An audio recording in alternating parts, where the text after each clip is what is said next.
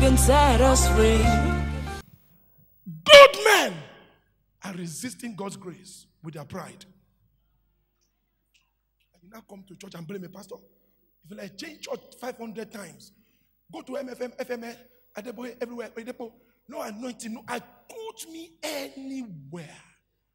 No hands laid on you by the biggest bishop can change God's mind when you're proud. God resists the proud.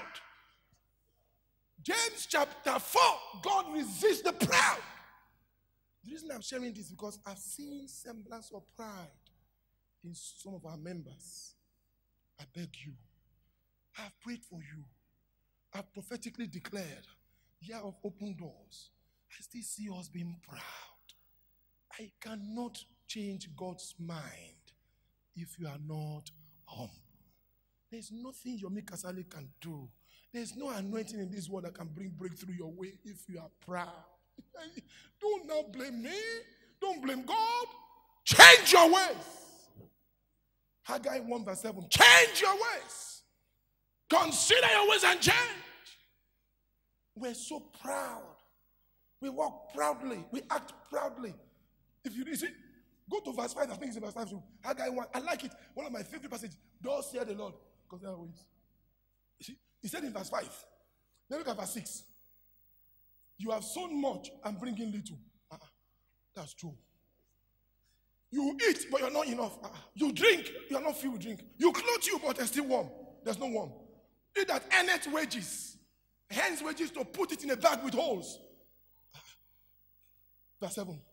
Thus saith the Lord. You don't get it. How many of you feel me? You keep complaining. Hey, Pastor, I fast. I pray. I tithe. I do this. I do that. Things I say stuff. God says, if you have that kind of experience, where you are earning money, it's going to holes. You are fasting, no answer prayer. This. Can we sit down and consider your ways? So God himself had to say, check your life.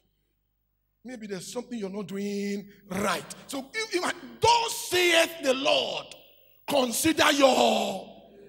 So it's not me, God is saying, I'm not at fault. I like God. So you can't use some offering to bribe me. Change your ways.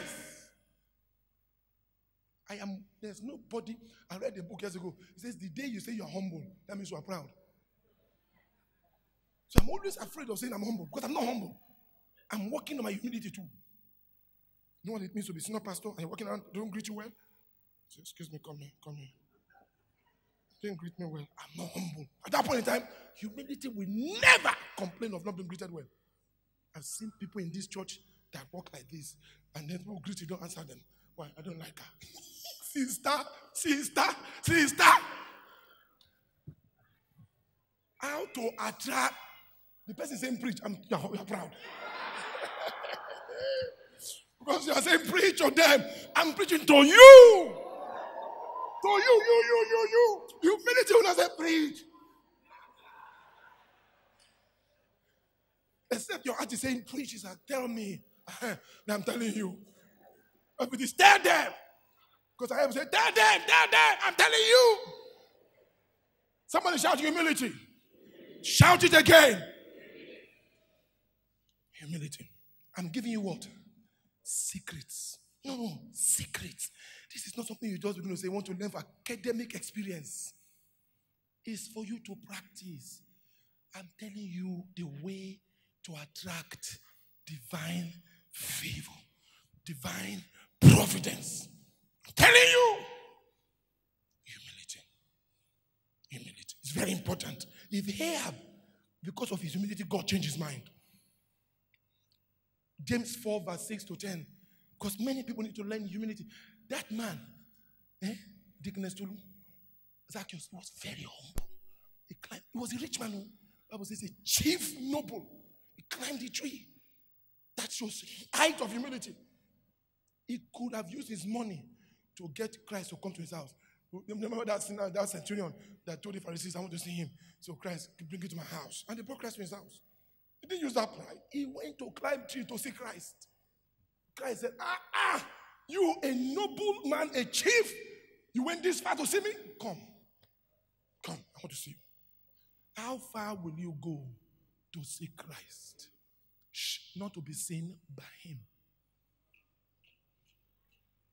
Not eye service. Oh. Wasn't doing it for eye service. Oh. GKC is coming in 2 days' time. We will struggle to get some of you to humbly serve in protocol. Look at our ushers. How many big men are serving as ushers? The vice president of this country was an usher in his shop for years, unashamedly. We are proud. We are proud. And when I say these things, people don't understand it. It's part of your being proud. You go to major churches, you see big men, you won't even know big men. They come to clean church. They come. We had cleaning a few days ago. Nobody came. The big men didn't come. Let the boys go and do it. We are not humble. Oh. I'm speaking as a prophet of the Lord. So that you can hear me. Teach us the good and the right ways of the Lord. Humility. This is the truth. We tend to despise certain things in church. Let us boys go and watch. How many people have watched toilet in church before? Leaders. Humility. We're not humble. We're not humble. We're not humble. We're not. That's why I don't like it when we compare church with office. Because the ethos in the office is to make money. The ethos in the church is to serve people. You are graduating today. We're equipping you to go and serve. Serve. Humility. If James 4, give me quickly because I want to go to the second one. My time is up. I want to round it up quickly. Verse 6. But he giveth more grace. The word more is a superlative tense. That is, grace is measurable. Grace is what? More grace. Somebody shout more grace. Shout more grace. Wherefore is God said, God resists the proud. Let the proud pray, and their mouth was you will not get blessing. Oh, quote me anywhere. Because all these preachers lying to you that are deceiving you, especially so many false prophets out there, they are deceiving you people. Consider if you have sown so much, you are reaping so little, you are giving everything, something is wrong with your life. Can you just sit down, go and meet a man of God? Say, sir, help me check my life. Is there something I'm not doing right? Sister, brother, you are not humble.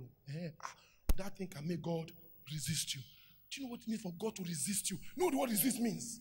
Stands in opposition. Hey! For God to oppose a man. Hey! For God to oppose a man. And God says, I'm opposing you. Tell me who can bless you. When God is against you and saying, I'm resisting. God is not being neutral. You don't get it. God is resisting you. Who can assist you? There's no name there. Give me again. There's no name. But there's vice. God resists, not your makers, the proud. Anybody that is proud. There's no name, there's a vice. But he giveth grace to, he gives grace. He's attracted to the humble. The most humble, that's why God resisted Satan. Ezekiel 28, with all his beauty, God cast him out. The most humble, I don't know which of the two I will say, thing that God did, Jesus did. Do you know what Jesus did that opened his heavens? Did he pray? No, read the Bible. He just joined a queue. That queue is called a sinner's queue. The people that queue here are sinners. And just, he didn't do prayer and fasting. Go and read the Bible. When the heavens opened unto Jesus, he joined the queue. When he came to him, John saw him. John said, sir, what are you doing here? This queue is not for sinners, not for the Son of God. You are the Son of God. Christ said, suffer it to be so. I have to be humble. If I don't go through this, the heavens will never open to me. Go and read the Bible. John said, I can't, sir. You are supposed to be the one baptizing us. We cannot baptize you. You are God. I know who you are. He said, if you don't do it, then you don't like me. Because God's standard is the same. No matter who you are. No matter who you are. I have to be humble for my heavens to be open. Tell anybody, say, I have to be humble for my heavens to be open. Say it again, say, I have to be humble for my heavens to be open. So John the Baptist said, okay, come. And as he pulled the Son of God down in the water like a sinner, and he pulled him up, the heavens opened. And God's voice came, this is my beloved son, in whom I'm well pleased. Why? He's humble. He's humble. The only way to attract this thing is through humility. We need to teach you what humility is. A man should not think of himself more highly. That is superiority complex. Romans 12 verse 3. Not to think of himself more. You should be humble. Philippians 2 says, in all lowliness, we should serve one another. Philippians 2, I think verse 2, 3, 4. Give me. Philippians 2, 3. He said, in all humility, we should serve one another. That's how to be humble. That's how to be humble. Philippians 2, let nothing be done through strife. Yes, let nothing be done through strife and vainglory. Go ahead. Philippians 2, 3, 2, 2. But in lowliness of mind. It starts with the state of mind. Let each esteem the other better than themselves. Hey! To see that sister as better than me. Look at the next verse. That's what humility is. So to esteem somebody as better than you. Very simple. That's humility. Now says, let this mind be in you, which was also in Christ Jesus. John chapter 13 is the place I like so much. You all know the passage. When Jesus Christ had to wash the feet of the disciples. I don't understand why Christ did that. Look at it, John chapter 13. He was showing them what humility is. He said, this is how to know if somebody is humble. Are you willing to wash the feet of people? Are you willing to wash people's feet? Humbly and joyfully. To serve others. To serve them. Are you not ashamed of it? Look at verse number, after you finish washing it. Look at verse number 13. In verse 12, it says, do you know what I've done to you? They said, no, sir. You don't know it. I just washed your feet. Do you know what I did? No. Verse 13. Give me verse 13 quickly. John 13, verse 13.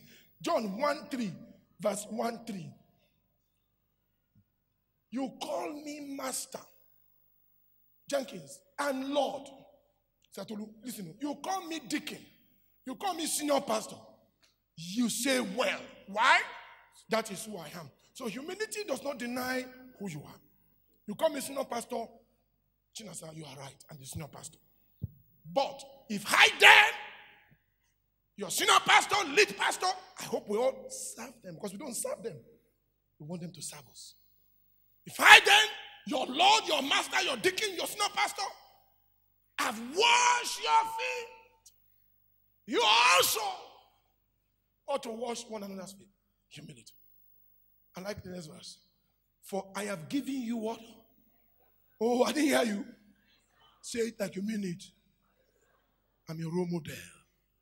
You should do as I have. Are we doing it? Don't answer. How many of us serve our people? If you're a Christian, you will take the words of Christ serious. These are not, you don't need revelational insight into saying, explaining, you will do unto others what I have done to you. Look at the next verse. The next verse is one I love most. Because we're not serving people anymore.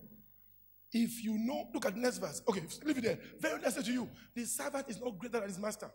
Then I say, I said greater than he that sent him. Next verse. I like this verse 17 so much. Verse 17. If you know these things, don't stop there. Happy are you. That's why I don't like pastors, preachers that quote scripture and don't do scripture. It's not the knowledge, it's the doing. If you know, because you just think, hallelujah, I can quote scripture. Are you doing them? Happy means you'll be blessed when you do them. So it's not the knowledge, it's what? The doing. We do them. We don't. We don't do them. We know them. Anybody can quote scripture. Before I finish one passage, you are finishing it with me. The Bible says, for God so Lord, that again, you know scripture, we know. Do you do it? Are you doing the scriptures? Christ said, happy are you if you do them. And he rose up, he took a napkin, bent down, he washed their feet one after the other. But I said, no, you can't do it, sir. Why? You're my pastor? No.